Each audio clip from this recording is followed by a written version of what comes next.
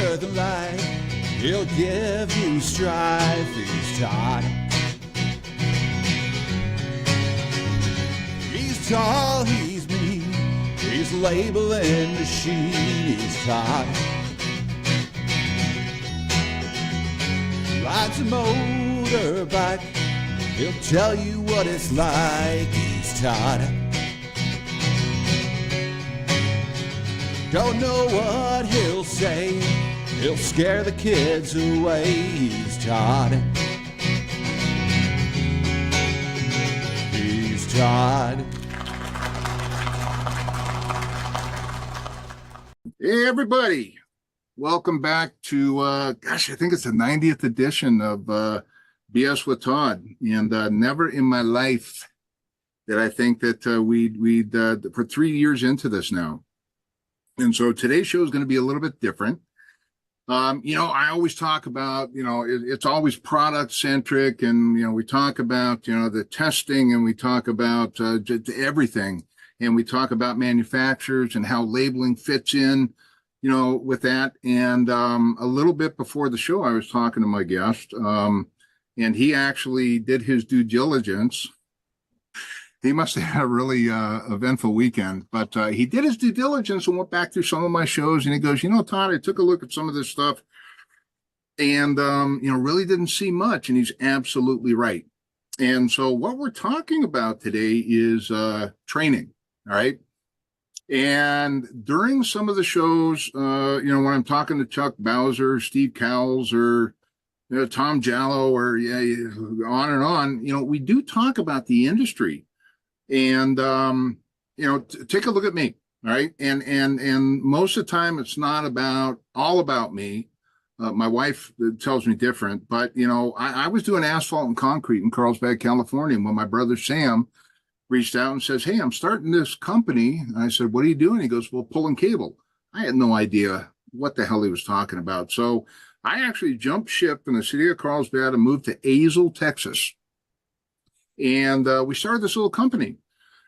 And throughout the years, the company grew and grew, low voltage datacom company. The company grew and grew and grew to a very large company. And then, so then I had the ability to start my own company, right? So then as a contractor, I did a lot as a contractor. Got tired of that.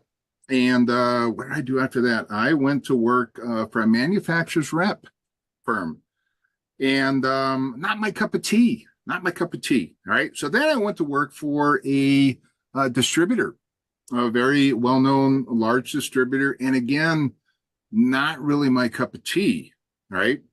And then after that, I went working as a direct for a manufacturer. And I really like that. That gig lasted 10 years, maybe 9 years, something like that. And I've been with Brother for 12 years. So the whole idea behind that long-winded speech is that it really is not, it could be a job, viewed as a job, and it's always good to have a job. Brother's got to eat, all right? As you can see, I've eaten well throughout the years, but anyway, Brother's got to eat. But what I don't think people realize is that it really is a career choice. If you want to make it a career choice, and there's lots and lots and lots of things to do in the industry itself, right? So if you want to advance, there's so many factions of the industry. So anyway, that is a long-winded interlude to a couple of my guests on the show today. And first, I'm going to bring them on in a minute. But I first met Matt through LinkedIn. He's liking some of my posts, and I'm liking some of his, and blah, blah, blah. And I looked a little more into it, and then I actually dug a little deeper. And I've had some affiliations with some trade schools where I'll go in and I'll teach labeling and 606C standards and stuff like that. But after I did my due diligence, I learned that these guys do things a little bit different, and it's pretty exciting. And so the guests I have on today are from the electrical JATC of Southern Nevada. Try saying that fast 3 times. I tried it, doesn't work. And so we're going to talk a little bit about 2 sides of the business. We're going to talk about the electrical side of the business. We're going to talk about the low voltage side. Now, back in my day, The low voltage guys were the redheaded stepchild that were on their own island, and the electrical guys are over here, and we're constantly throwing rocks at each other's glass houses. But then it started to integrate, and these electrical companies would start these low voltage divisions, and most of the larger, I would say, contractors out there these days are just that. It's an integration of the two. And so we're going to talk about how the JATC, how they do what they do so well. All right. And so two guests today. One is going to talk about a little more of the electrical side, and then Matt's going to talk about some of the low voltage. But I want to introduce two of my guests, Doug Ziegenhagen. And I practiced that over the weekend. So, Doug, if you're out there, switch your camera on. And hi. And Mr. Matthew Apfel. All right. And so, Matt, once you throw yourself on, there he is, right there. All right. Fantastic. So, I want to thank both of you for, at least for me, I got up extremely early for this. All right. 9:45 to be exact this morning. But I want to thank both of you for getting on and talking a little business. And so, guys, if you would, Doug, I'm going to let you introduce yourself and kind of what you do for the JATC. And so you're up first, and then Matt, you're on deck. So, Doug, take it away. Very good. Thank you, Todd, for not only the opportunity, but the platform to kind of talk about and get the word about education out there a little bit further. My name is Doug Ziegenhagen. I'm an inside journeyman wireman by trade, and I've got approximately 20 years in the local union here in Las Vegas, Nevada. I've started in this program as an apprentice myself, and upon graduation, immediately began instructing. I've been an instructor at this facility for about 10 years. Had an opportunity to move into administration during the pandemic, so no good things happened there. A lot of bumps and bruises to get to a position, and eventually ascended up to the position of training director, which ultimately means I am now the arbiter of and guidance of this program that encompasses approximately 700 apprentices, active in both disciplines of electrical and sound and communications, and provide training to our local membership here in Las Vegas of approximately 4,800 journey level workers through various upgrade courses, classes. So there's something here for everybody, from the completely uninitiated all the way up to the installer, journey level, designer, engineer. There's always something here that can, wet their whistles. All right. No, I appreciate it. And I'm, the thing about education is that I know when I first started, I've been laying asphalt and concrete for 15 years. I didn't know a damn thing about it. And so my training came about from, the guy who had been out the night before drinking like a fish and trying to tell me how to terminate cable and how the blah, blah, blah. Now, I wasn't a big fan of, I'm a big guy, I'm 6'6". So imagine me, underneath a cube or tucked behind a 7x19 rack, right? There's a visualization for you. So that really wasn't my cup of tea. All right. So I looked into other things, and look at me now. I'm selling stickers. Right. So the whole point about that is, and I love selling stickers. Yeah, the reason why I said that is my boss hates that. They're labels, folks. They really are. But again, this is I went through the whole gamut. All right. And that I think is important to some of your students too, is you got to get in somewhere. Right. Sure. And then once you master that, right, then that's the way I look at it. Once I get into something, I want to be the best that I can possibly be. And I'm still trying to do it with the show, obviously. But again, you got to start somewhere. And as the training director, so am I. With our industry, with the nature of our industry and the growth and integrations that we have, we're obligated to constant education. The minute that somebody walks away from the awareness of our field and just says, that's it, I know all I need to know, they might as well just, put into the IO and retire. There's nothing more for them to develop and grow on in this industry. So our training is for absolutely everybody. We're a college for electrical professionals. This opportunity is available to anyone who seeks it. And that's the beauty of the education in this part of the industry, at least in the special little relationship that we share with a joint apprenticeship training committee, is that we have industry input, we have labor input, and they all recognize that this is for the Ouroboros of feeding the future generation of our industry. So we're very fortunate to be able to provide those opportunities. Very well spoken. Thank you very much. My second guest today, folks, his last name is much easier to pronounce, is Mr. Matthew Apfel. And you know what? I'm just going to call him Matt. Matt, I could care less whether you like it or not. I'm going to call you Matt. Some guys get offended. Some Matthews get offended. And we talked about this earlier, and you said you wouldn't be offended, which was kind of a bummer. But anyway, Matt Apfel. And by the way, your great minds think alike, all right, as far as the toque goes. So let me just go ahead and let me twist this around, and so that way, you know, we're on the same level here. All right. Actually, you may still have hair, and that's the reason. Wow, that's ridiculous. That's, you know what? That's what I'm editing that out. I wear this for a reason. No, right? No hair for you. I'm telling you, I wear this for a reason. And if you could see the scars on my head from hitting door jams and everything else, there is a reason why I wear this. Anyway, Matt, you are Matt's on the low voltage side. And that's all I'm going to say about Matt. But Matt, please introduce yourself to the audience and your title and what you do there, bro. All yours. Cool, man. Thank you. And once again, appreciate the opportunity. It's been awesome to finally be here. Can I have this face-to-face and dialogue? But my name is Matthew Apfel, the Assistant Training Director of the Electrical JATC of Southern Nevada. Been in the industry for collectively about 24 years now. That's a mixed bag of experience from being a project manager, construction manager, designer, being an installer, being a senior technician, and being a part of this beautiful organization that Doug and I are part of, the Electrical JATC. About 17 years of which my experience has been in the IBW as a senior technician.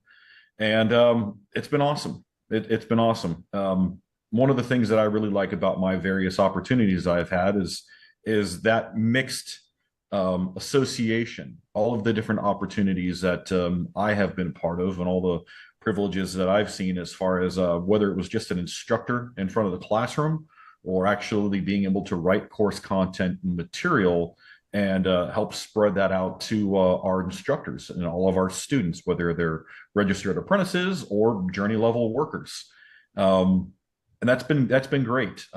We do that here through the FOA, through Bixie, through various training manufacturer partners. I have the honor of being a Bixie certified trainer, Bixie RCDD, Bixie technician, as well as being credentialed to instruct several FOA classes, from the CFOT to the fiber testing, the outside plant, to the wireless, to the CPCT. But it's great, though, because those are the opportunities that we offer here at our facility, and that I've been part of, that Doug and I, over the last several years, have been able to really bring that value and that content to our training. Well, all those acronyms, yada, yada, yada. You know, I sell stickers. All right. So there, right? I mean, so the point is, and it kind of came to this point unintended, but when I started with my monologue and boring everybody to death about what I've done in the industry, you know, the common denominator with all three of us is, you know, with Doug's 20 plus years in the industry, with your 20 plus years in the industry, with my 20 plus years, with Doug starting, you know, at the ground floor level, with you starting at the ground floor level, and the same here. Again, you can see where, you know, that has led us as a career choice. All right. And that's what I really want to talk about in this industry, is that, you know, a job to me is going to work at a burger place. You know, it's just a job, and you're collecting a paycheck, and there's not much room for growth. But what I think is, I don't think that these folks, young or old, right, and the industry is open to everyone, Yep. You know, and obviously some of the old farts like me, you know, our time is limited, right? So, you know, there's replacements coming up. But again, what I like to do is whenever I can throw a little jab, throw a little something in there about the industry and where to start. And obviously I don't recommend where I started. You know, I would highly recommend going to, you know, some type of accredited establishment such as yours, and learn the right way, for God's sakes, you know, from the get-go, if you will. You know, Doug, you do things a little bit different there at the school. And you know, what I was reading on your website there is that you have the opportunity to earn while you learn. And correct me if I'm wrong. If I'm not wrong, would you expand on that? No, it's not only a convenient handle, but it's also part of the morals of our training. We feel that, like you had kind of elaborated on, anybody can get a job. A job requires the minimum investment to keep a roof over your head and your light bill paid. Folks who engage with this industry or this portion of the industry, this is not a walk-in and paper hat job. This is a gauntlet. This is a very, you know, it's not the easiest way to approach the industry. Initially, I started in academics for electrical studying, but it never really translated until tools were in my hand and I was out on a job. Everybody kind of comes to the industry their own way. Myself being apprenticeship trained, Matt Apfel will share with you that he didn't have the opportunity to go through the training that we offer here. The end result, however, like you said, is that 20 years of investment. And anybody who invests in themselves deserves not only the gain that comes from it, but they also deserve to have a living wage while they gain that opportunity, while they build to it. Earn while you learn is a tenet of this particular training model. Throughout the course of the 5-year commercial industrial inside wireman program or our current 4-year installer senior technician program, and again, those are just fancy labels that as you ascend your knowledge in the industry, you gain. The ascension of title also inclines the ascension of your paycheck. The more you know, the more valuable you are to our network of employers and to our industry at large, and it deserves the fair shake. Our apprentices started you're not going gangbusters and playing day trading on a first-year wage, but at the very least, it sure beats any, you know, burger and fries job that I'm sure we all had. And through progressive training, through guaranteed raises, and through the relationship of our feeding organizations, the International Brotherhood of Electrical Workers and the National Electrical Contractors Association on either side, the assurance that as you grow in the industry, so does your income and your earning power based on what you know. Starting at, you know, if we have to get to numbers, I think our starting wage is right around $19 an hour for a green as grass, don't know a damn thing, all the way up to currently we're in negotiations, but it's about $56 on the hip when you finish out. Per hour. Wow, 19 an hour? It has huge earning potential, but you mentioned with, you know, as we kind of get to a point of where we're moving away from our spry younger years, you try talking to an 18-year-old with anything other than dollars and cents. You know, we go to job fairs, we do extensions at our college outreaches and our high schools and our trade schools out here, and their eyes glaze over when you talk about pensions and paid health care and all the other boons and benefits that come with a career investment. But if you walk up to them and say, hey, kid, you want to make $100,000 a year? Then their ears perk up, you know, and it's one of the easiest baiting items, but we also have to go to the other side and say to them that it's earned, it's sweat equity in this career, and seeing it as a career with the investment of yourself, your time, your efforts, your personality. Slowly all your friends start to become electricians. You leave that former life behind, join us, you know, and when you do, there is a boon and gain. Well, I got to tell you, you know, this has been, people will see and hear all this, obviously, but the good thing is that, you know, what I heard is, you know, starting around $19 an hour, and what my first thought is, I need to ask my boss for a raise, right?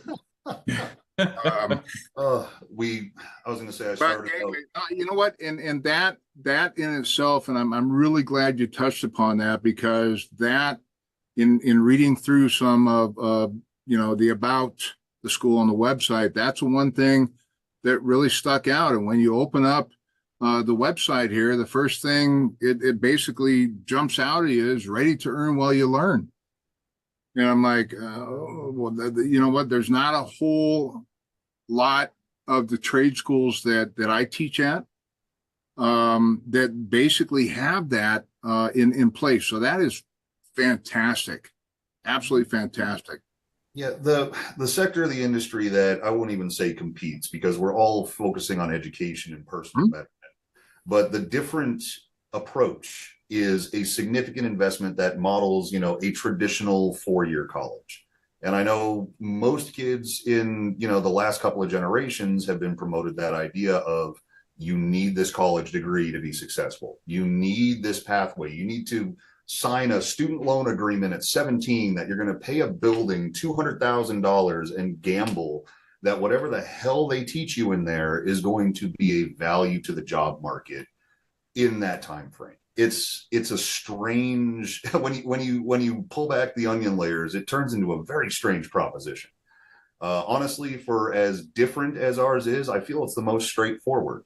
You show up, we guarantee work placement for the course of your training. We offer that training at a little to no cost to the entire membership, in which we support through our collective bargaining. And at the end of it, you have job placement for the rest of your life.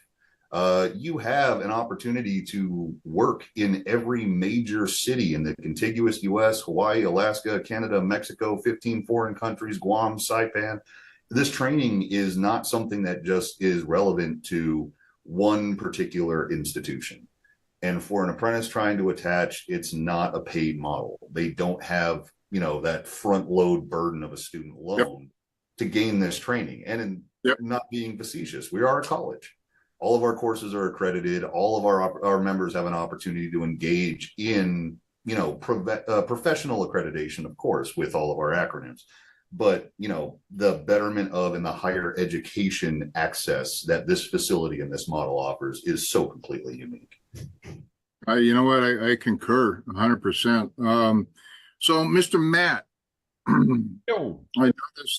noticed you got a lot of stuff behind you, and I'm going to go out on a limb, and I'm going to say that looks like a training center, training facility behind you, right? Yep. So I take it, students come in, they learn the basics. I even see a 66 block behind you. All right? Yeah. You know, so, which I think is great. Yeah. You know, hell, I learned on, you know, the old wire wrap, you know, and I learned with, you know, lacing a cable up in a tray in a data center, you know, before zip ties and Velcro and stuff like that. So, you know, I learned on, you know, bus system cabling and, you know, just the old stuff, which I think really helped me.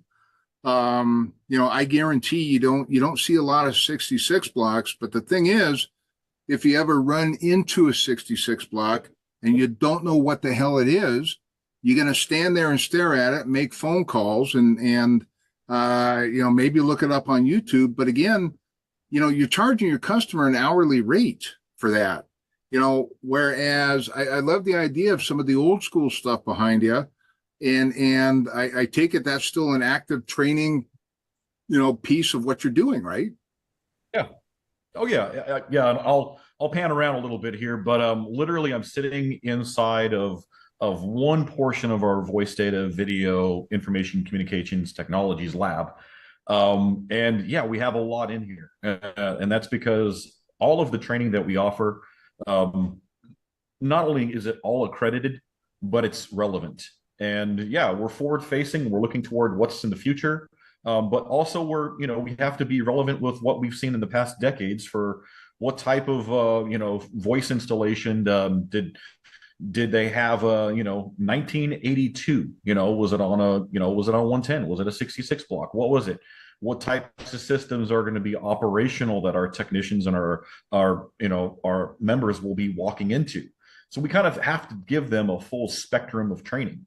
And that's just not even limited to one manufacturer. That's multiple manufacturers, multiple platforms. And yeah, if I pan a little bit here, you can see that yeah, it's not just a 66 block, but it's a full gauntlet of various things that you might be seeing either in a copper or fiber, termination styles, and that's that's per Bixie. Whether we're teaching a Bixie installer class or a technician class, there's a variety of methodologies that our students have to be able to be associated with. And even the table behind me, over the weekend, we were running a FOA CFOT. That's a certified fiber optics technician class. So students were going in and getting experience on testers, getting experience on splicing, getting experience on basic terminations. But these are all the things that we do here, whether it's an apprentice or a journey level worker coming in and taking these classes. But we have to make sure that we're giving them most comprehensive and complete training possible. And as Doug mentioned, it's credentialed. It's not just something that we just developed here in-house. We work with educational training partners such as FOA and Tempo and Bixie. We work with manufacturer training partners, Clearline Fiber, Corning, UCL Swift, Softing, Fluke, to bring the best in the industry and put it in the hands of our apprentices and our members, because that ultimately is what betters the industry. It betters people's lives. It's the best of what we have to offer here in our unique approach for this training. And it's what makes the most lasting impression on the industry. When you see me, go ahead, Doug. What do you guys say? It's a couple of things, because as Matt's out in the lab, showing off all of the acronym credentials that we offer back there and the reasons for it. I'm in the books, or I'm in my office where I got a bunch of books behind me and a bunch of crap. It is an academic and practical twofold. It has to be a basis in both. So not only are we just hitting them with books in the academia side of knowledge, but we are actually building progressive mechanical skills with our workers. And it is a transitive training. It is something that is recognized in all of those places. So for anywhere else that isn't as, forward facing or as credentialed of, our workers have to be able to be responsive and appropriate for their customers to make sure that they can respond.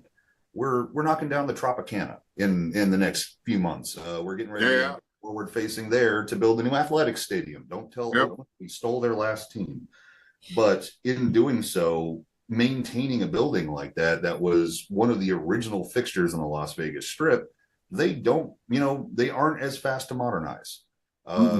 We support military installations where Crone is a standard. How often are you walking into a building and having to deal with one of those? So the deployability of our training is in the front of how we design and develop our courses. So you're not dating yourself with lace and cable, man. We may spend 20 minutes on that, letting them know how things used to be, but we are also trying to place ourselves in a position where we're in front of where technology is going, or at the very least, when the technology hits us, have the awareness and training within our membership to be as responsive as they need to be. Very well said. You mentioned some old platforms, and it brings back some really bad memories. Number one, 66 blocks. Not a fan. Dislike those immensely. I'm trying not to use the word hate. So I dislike those immensely. And then you run into a chronoblock, right? Or, let's say a Bix block even, and I still see those out there. So yeah, funny story is that I went to White Sands in New Mexico, and I got to see their data center.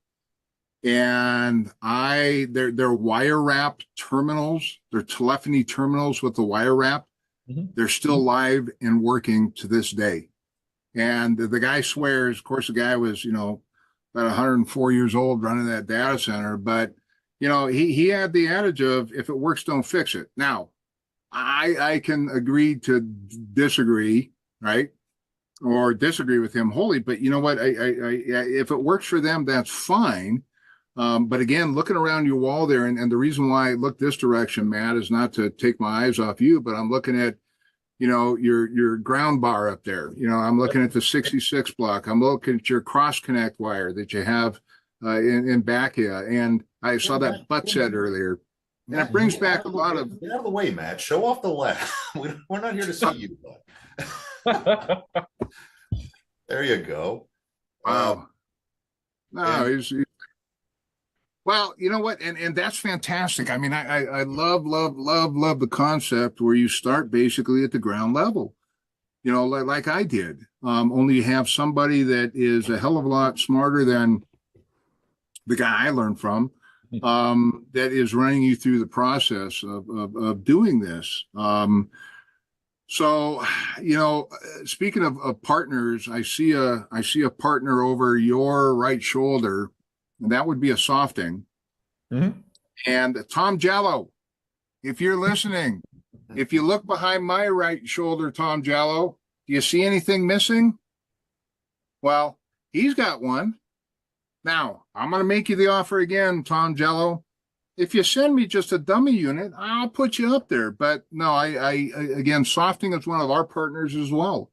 You know, brother is the way we're developing business going forward is, you know, to save time, and time is money. You know, and how do you do that? How do you combine testing and certification with labeling? You're using basically the same IDs. You know, in the old days, what we do is on the old Fluke DSPs, when I started in the industry, we'd sit in the closet and we'd have to hand type whatever terminal we're in, right? But then we'd have to do a separate spreadsheet and print those off on 8.5 by 11 sheet labels, right? Well, now the way technology is you can just take that one database and you can put it up in the cloud, right? And then when you get to the job site, you bring it down into the unit. That's the way everything is going. And that's the way that all my connectivity partners, they're either there or they will be there soon. But how about using that same database, right, to download into the printer of old days, or use an app that you can just use that same database? So anyway, we do partner with some of the big ones.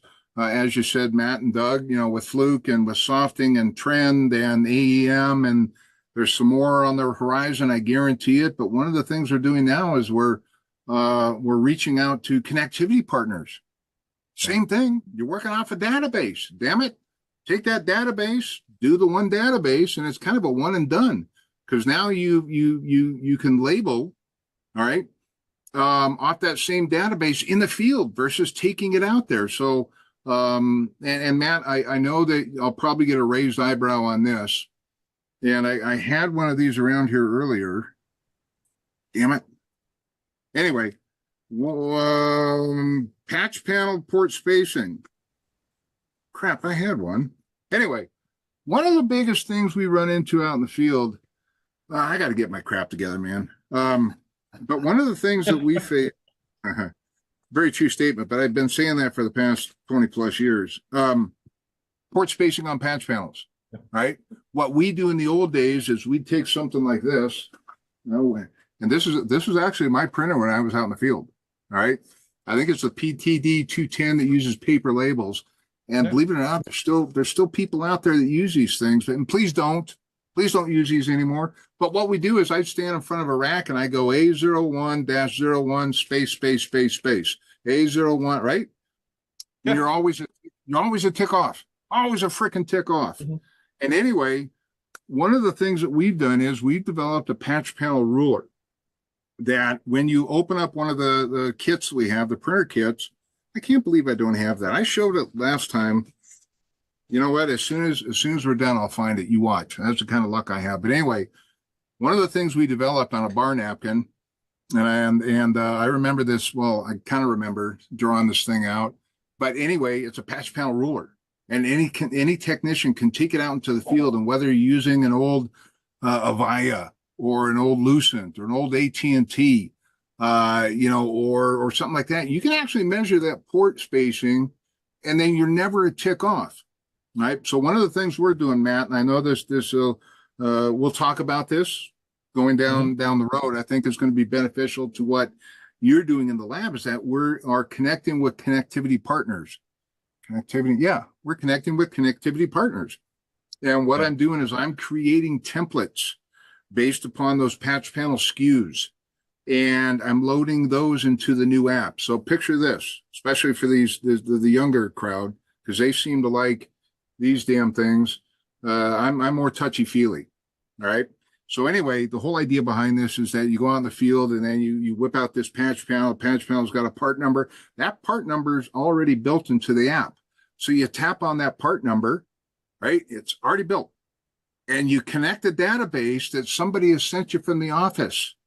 Then you connect your phone to the printer, you hit print. I'm telling you, Matt, it's something I think you and I, we need to do the basics. Hey, if you're in a pinch, and you have to run down to a big box store and buy one of these things, and you have to do it manually, typing it in, but for all sake, do it. You got to label it. Sharpies are done. And I'm sure you can attest to that. But one of the things we'll have to talk about is that. And so that was a long-winded diatribe about some of the folks that you partner with or some of the same folks that we partner with. And correct me if I'm wrong, but labeling is a part of your program, correct? Oh yeah, it absolutely is. And it's not just part of the program on the telecommunications side, but it's part of the program on the electrical side as well. And I think that one of the biggest points that that you were driving home there, Todd, is that new methods are more efficient. They save you time. They're more accurate. And that ultimately turns a better product. And no matter what we're doing, what we're preparing our workers for in the industry is that everybody wants to save time. Everybody wants to save money on installation. Everybody wants fewer go backs with troubleshooting. And if that's a telecommunications viewpoint, then yeah, you want to know what 10 gig circuit is going where from to, and you don't want any disruptions, for any service level agreements if you happen to unplug the wrong thing. But the same thing can be said on the electrical side. That if you've got a Siemens panel or an Eaton panel or for whatever your partners are there, you want to make sure that things are properly identified. And that's one of the things that we definitely go over in both programs. We want everybody that's associated with our training to be efficient and accurate and safe. And we do have a lot of that's found in the curriculum that's developed for us and with us by the Electrical Training Alliance on our national training platform. Doug and I, we take it a step further. We go into our local markets and we go into what type of environments we would happen to see. And Doug mentioned Tropicana, and Todd, you mentioned wire wrapping. And yeah, some of the wire wrapping that I did at the Tropicana on their, PBX cutover, however many decades ago, it's still there. But guess what? Per pole, per pair, labeled in accordance to following every version of TIA and Bixby standards, 606, Yep. And the continued education that goes along with it, because we all know that codes and standards change. So we let everybody know that when they're part of this industry and they're looking for that training item, that they have to stay with it, because it changes, it updates. Well, because I have no life outside of this, I really don't. Trust me, folks. That's a very true statement. I'll tell you what happened last Thursday and Friday. I drive off to Arizona. I'm seeing some folks. I'm staying at a hotel property. And as I walk in and set my baggage down, one of the first things I always do, and I will do it while I'm there, is I always check that sub panel in the room. And I would say 90% of the time it's Sharpie, right? Yeah. Or the other thing I see is that people will take these and they'll print off individual, right? And they're crooked and it looks like crap. But one of the cool things, and Doug specifically, is labeling. Labeling is a liability these days. But one of the things we developed in the app is the ability to do an electrical panel or a sub panel. The template's already in there. You're just entering the information, right? And it prints off on that strip, and you put it right up, and you can go, single breaker, dual breaker. I mean, all that's set up in the app. Now, the whole idea behind that is, number one, so, to hopefully get them away from the Sharpie. But number two is, if they're printing off labels individually and trying to stick them on there, that's very time consuming. So, Matt, as you mentioned, as technology progresses, and something like the ability to do a panel schedule, an electrical panel schedule out of an app, all right, and just print it to the machine. To me, that's huge. And we still have the wire and cable wrapping on the electrical side, and it's more so a liability now than it's ever been. You mentioned unplugging the node, Matt. That could be a huge liability issue. You unplug the CEO or the COO or the, whoever one of the uppities are, and you're in trouble, and your company's in trouble. So avoid that.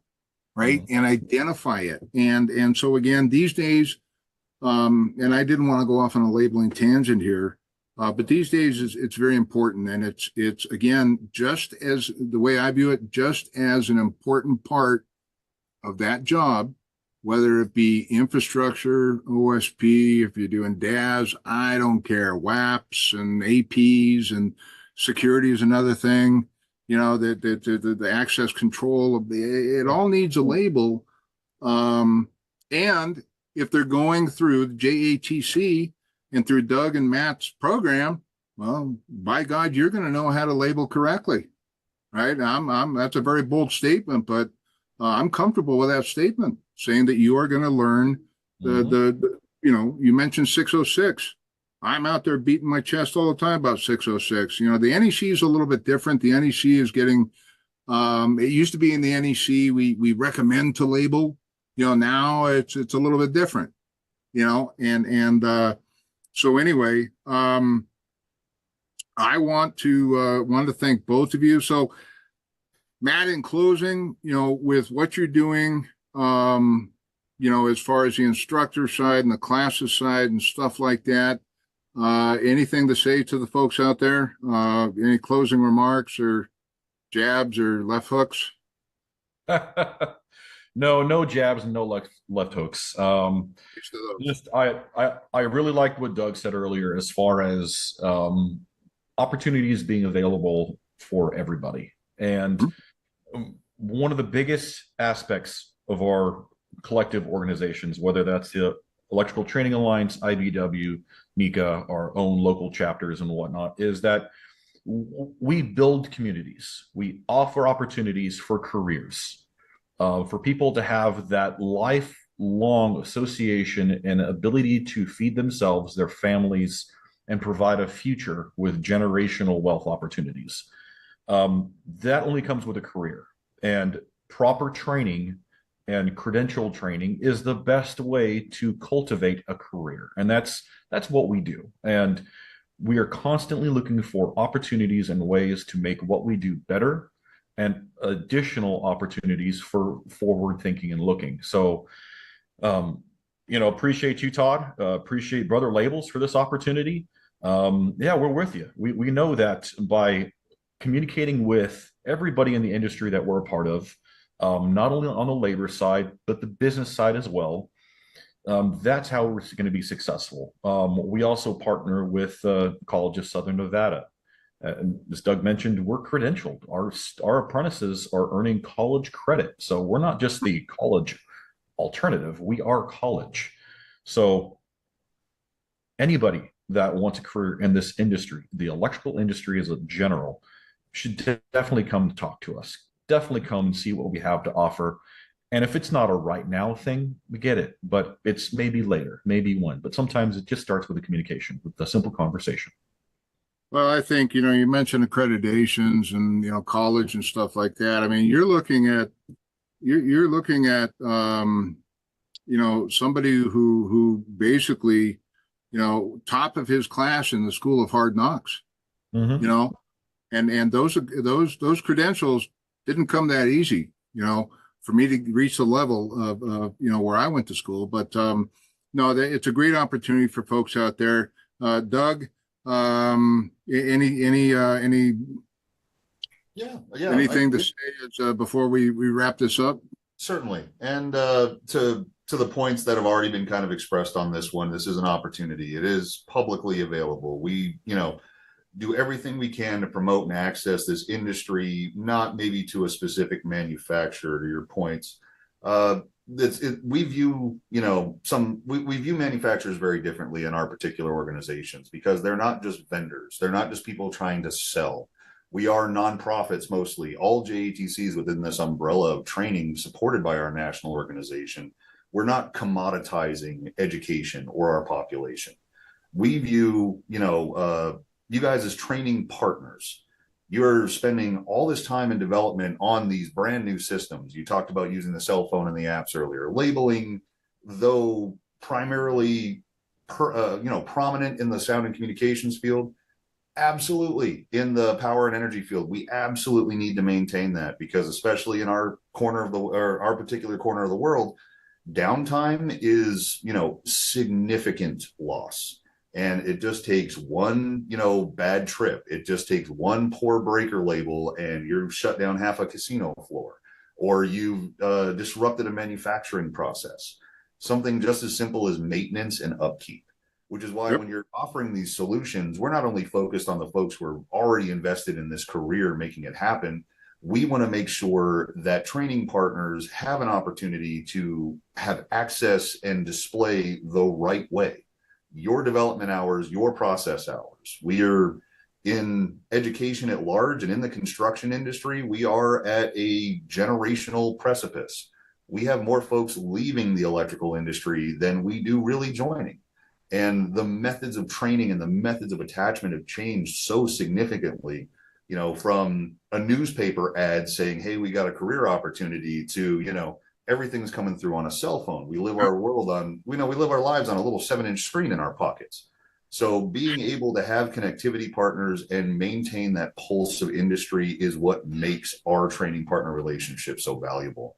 And that's why we all appreciate, I know Matt and I particularly, but we do work locally, we work nationally, we work through our network of hundreds of training partners through the Electrical Training Alliance.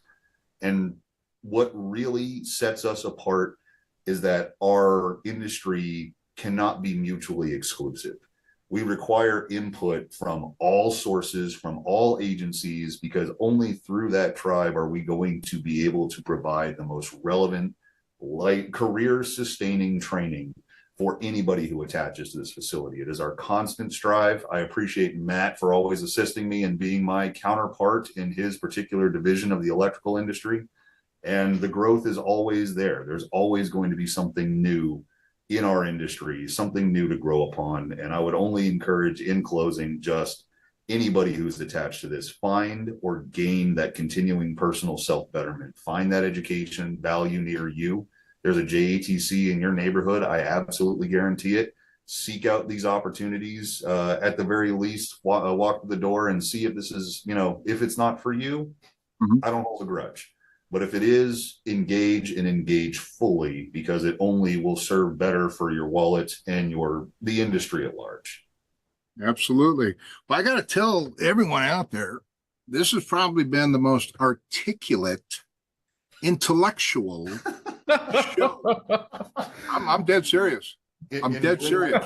In doing my research, I did kind of identify that. This is usually pretty much more. Absolutely. I mean, I'm floored here.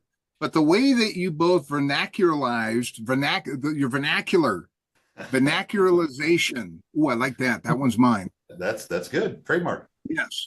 No, I mean, I'm telling you, it's what a fantastic show and fantastic education out there.